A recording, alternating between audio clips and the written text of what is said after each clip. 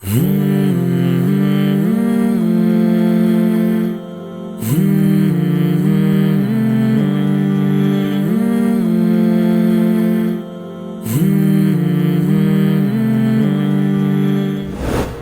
بالله من الشيطان الرجيم. بسم الله الرحمن الرحيم. الحمد لله رب العالمين الرحمن الرحيم مالك يوم الدين. محترم مسلمانانو ورونو، پرون مونږ دا خبره ذکر کا چې الحمدلله دا د دې صورت دعوه ده. الله جل جلاله فرمایل چې ټول حمدونه صفتونه د کمال دا د ما د پاره ثابت دي. اوس دعوه شو نو یوازې دعوه باندې خو کار نه کیږي، دنیا کې دعوی د پاره به ته دلایل پیش کې. اوس الله جل جلاله سلور دلایل په دې خبره باندې پیش کوي چې د حمد او صفتونه د کمال صرف او صرف د الله د پاره دي. نو الله فرمایي الحمد ټول صفتونه د کمال لله صرف او صرف د الله جل جلاله د پاره دي. د الله په کې د تخصیص دی چې صرف الله د پاره دي. اوس دا دعوه شو. دلیل الله فرمایي رب العالمین، رب الله داسې ذات رب چې هغه تربیت کوونکی دی، پالنه کوونکی دی، العالمین د ټولو مخلوقاتو. رب محترمو دا هغه ذات ته وایي چې هغه کې دا درې غټ غټ صفات موجود دي. یو دا چې خلق کولی شي، پیدایش خالق وي. دویم دا چې ملک دغه په لاس کې اختیار وي، اختیار مالک وي. او دریم دا چې تدبیر کولی شي، انتظام چلولی شي، مدبر چې ورته ویلی شي. نو معنا دا چې خالق، مالک او مدبر دا درې صفات چې چا کې هغه ته رب وایي، او دا صرف او صرف الله جل جلاله کې دي. نو الله فرمایي چې ما د پاره حمدونه ځکه ثابت دي چې تربیت د دې مخلوقاتو دا زکم پیدا کړي ما دي او اختیار ما سره دی. دا که بل چا سره وي نو هغه بیا لایق د حمد وي، خو دا خو صرف الله سره دی. نو ځکه حمد د هغه دپاره ثابت دی. رب محترم دا د الله جل جلاله په نومونو کې یو ښایسته نوم دی، اسماء حسنا ورته وایي، هغې کې دا یو نوم دی. او د دې کې قانون دا دی چې دا به ځان له چې ذکر شي، ځان له دا به صرف الله دپاره ویلی کېږي رب. او که چېرته مضاف الیهي ورسره نه بله کلمه ورسره ټچي نو بیا ته د مخلوق دپاره هم دا استعمالولی شي، لکه رب الدار. خلک وایي لکه رب الدار کور د کور مالک، رب المال د مال مالک. نو چې ځان له رب وي هغه صرف الله باندې اطلاق کېږي. او که ورسره مضاف الیه وي نو بیا د الله نه سوا په نور چې هم اطلاق کېدی شي، منه بل چا دپاره هم استعمالېدی شي. العالمین دا جمع د عالم ده. الله جل جلاله د دې ټولو مخلوقاتو تربیت کوي. دلته یو سوال دی محترمو چې عالمین جمع وي نو عالم خو یو دی د دنیا، او اړو دوه دي شي، یو د آخرت عالم شو، یو د دنیا. نو دا جمع ولې ذکر کا؟ نو جواب دا دی چې عالمونه په دې دنیا کې ډیر زیات دي. د هر چا خپل عالم دی، د هر چا خپل دنیا ده. ګوره عالم الانس د انسانانو خپل دنیا ده، عالم الجن د جناتو خپل ده، عالم النباتات د دې بوټو او ونو د دې خپل دنیا ده، او دارنګ عالم الجمادات د جماداتو خپل عالم دی. نو په دې لحاظ سره تاسو ورګي عالمونه ډیر شو، نو دی وجنه العالمین دا جمع ذکر کړی ده. نو الله فرمایي چې حمدونه ما د پاره ذکر ثابت دي چې رب العالمین د الله جل جلاله تربیت کوونکی دی، العالمین د ټولو مخلوقاتو. رب هغه ذات ته وایي چې هغه تدبیر کولی شي او په لاس کې تصرفي.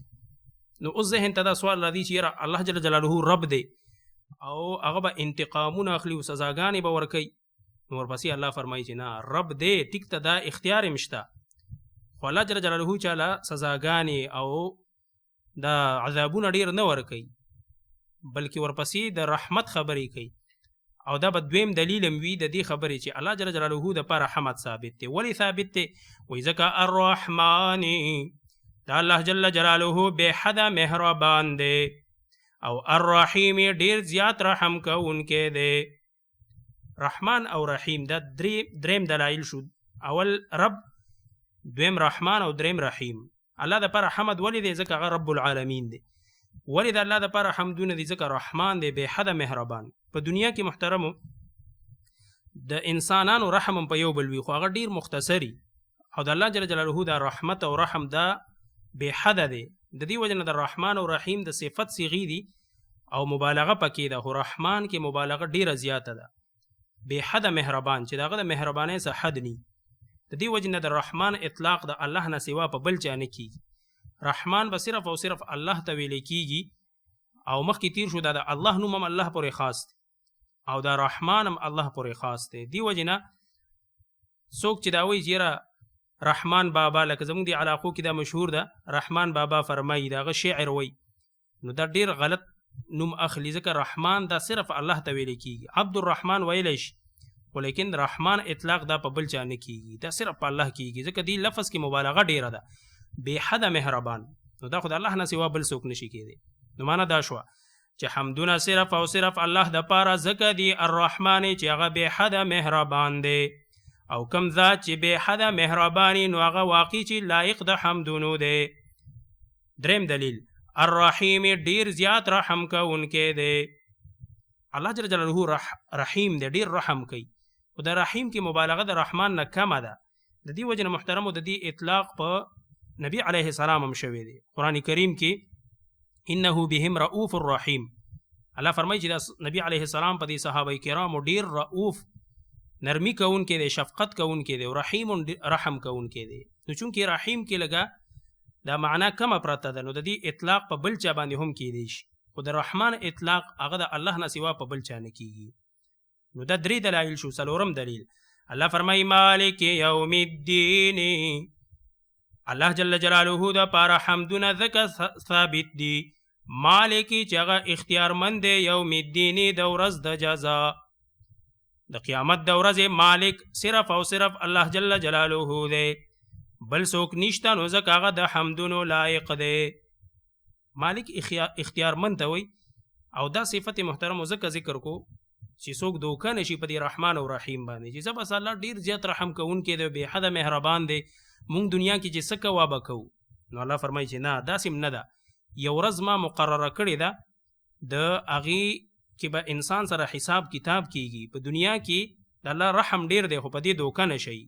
لکه سوره انفطار کې الله فرمایلی دي 13 سپاره کې چې یا ایها الانسان ما غرک بربک الکریم، په دې کریم ذات باندې ته چا دوکه کړې اے انسانه. نو په دې دوکه کې به نه پروزي چې رحمان او رحیم دی، نو بس زه څه چې کوو. الله وایي چې نه، مالک الله جل جلاله اختیارمند دی د ورځې د جزا. نو چې هر کله هغه اختیارمند دی، نو حمدونه او صفتونه هم صرف او صرف د هغه دپاره خاص دي. اوس سوال دا راځي محترمو چې الله خو د دنیا هم مالک دی که نه، نو داسې ولې نه وایي چې مالک یوم الدین والدنیا، د آخرت او د دنیا د دواړو مالک دی. نو د هغې جواب دا دی محترمو چې د دنیا کې څه ناڅه اختیار الله انسانانو لم ورکړی دی. بادشاهان د هرې علاقې خپل خپل وي، خو آخرت کې دا بادشاهي مچاهي بیا د چا نشته سوا د الله نه. لکه سوره مومن 23 سپاره کې الله فرمایلی دی وی لمن الملک اليوم، په نن ورځ الله فرمایي د قیامت په ورځ بادشاهي به د چا وي. ټول خلک به خاموشي، څوک به جواب نشي کولی. الله فرمایي لله الواحد القهار، صرف او صرف د الله جل جلاله چې یوازې دی او زورور ذات دی، صرف دغه بچی به دی، بل چا بچی په هغه ورځ نه چلی. نو چونکې دنیا کې خو څه ناڅه اختیار د دې مجازي بادشاهانو هم شته، نو ځکه الله جل جلاله د آخرت ورځ یاده کړه چې د آخرت د ورځې بادشاهي د بل چا نشته. سوره انفطار کې 13 سپاره کې الله فرمایي اخیری آیت کې ویوم لا تملک نفس لنفس شیئا، هغه ورځ چې هیڅ یو نفس په بل نفس ته هیڅ اختیار نه لري، هیڅ د نفع او د نقصان اختیار به نه لري. اول امر یومئذ لله، په دغه ورځ باندې به اختیار صرف او صرف د الله جل جلاله وي. نو ځکه الله جل جلاله د قیامت د ورځې سره مالک ذکر کو، حالانکه د دنیا اختیار هم الله سره دی، خو دلته بیا مجازي بادشاهان شته، ولته خو د هیڅ چا بادشاهي نه چلی. نو ځکه الله جل جلاله د آخرت سره مالک ذکر کو. نو دا ګوره یو دعوه شوه، او دا څلور په دلایل شو. اوس د دینه بعد الله جل جلاله د انسان د عاجزي ذکر کوي چې انسان عاجز دی، دی به د الله ته سوال کوي، د الله نه به دعاګانې غواړي، دغه عبادت به کوي. دغه تفصیل ان شاء الله العزیز بیا سبا درس کې وایو.